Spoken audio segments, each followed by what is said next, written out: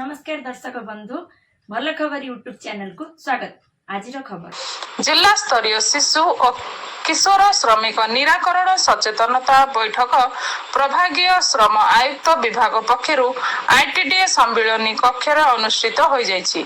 एही बैठक रे उपजिल्लापाल दुर्योधन भोई अध्यक्षता करथिबा बेले भागीरथी बेहरा सहकारी जिला शिक्षा अधिकारी ओनाम लाकरा उप आरक्षी अधीक्षक गोपाल कृष्ण रथ शिशु कल्याण समितिर अध्यक्ष और जिला शिशु सुरक्षा अधिकारी नारायण दास जिला श्रम अधिकारी श्रीमती पूर्णिमा दुर्गा सहकारी श्रम अधिकारी चैम्बर ऑफ कॉमर्स एवं श्रमिक संघर प्रतिनिधि माने योगदान करथिले।